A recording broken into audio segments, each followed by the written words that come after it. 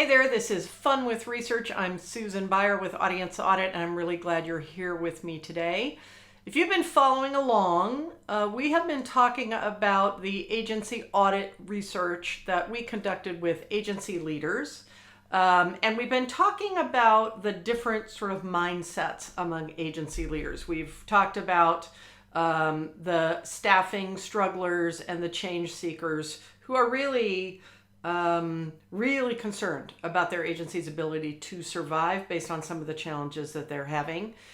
We've talked about the cobbler's kids, which is a group of agency leaders who know that they should be doing a better job marketing their agency, but it just always seems to get deprioritized and they're not doing it the way that they know they should.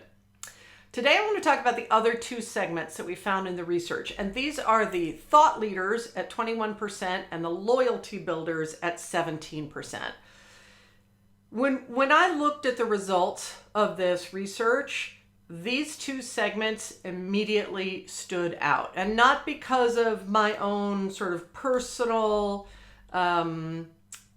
feelings about the value of thought leadership and client loyalty, but because all of these agency leaders shared with us their attitudes about their agency and where their agency is in terms of being successful.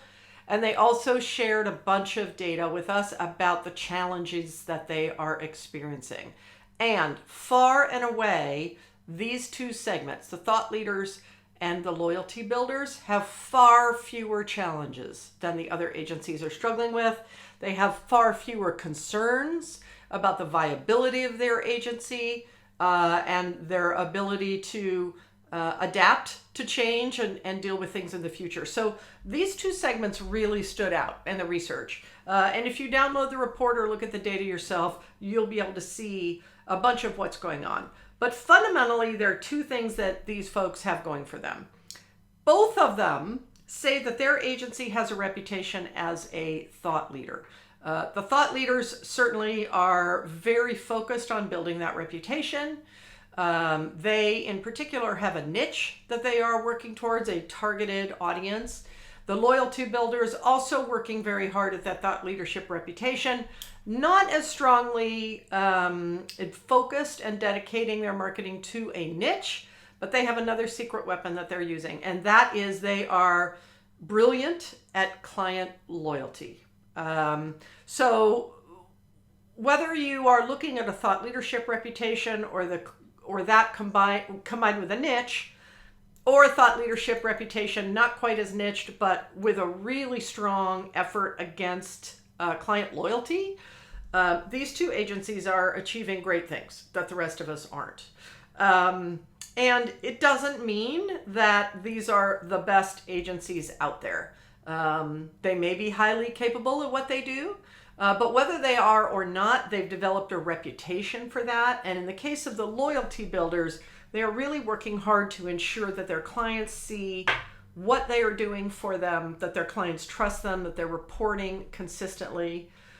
And what's really interesting to me about these two segments is the kind of challenges that these folks are having to a much lesser extent than other segments. For example, you might not think of thought leadership and a thought leadership reputation as being associated with your employee base, with your team, with it being able to find, attract, hire, and retain strong employees. But both of these particular segments say that is definitely the case. You might not think about a thought leadership reputation as building client loyalty, but both of these segments are much less concerned about clients leaving them, much more positive about their ability to have a pipeline of ideal clients. So something different is going on here. And I'm bringing this up because starting next week, we're really going to dig into what we are calling the three strategies for an unbeatable agency based on the research. Who is doing what and how it is working, and how can the rest of us benefit from that. So I'm super excited to start talking about that, but I really wanted to frame this up.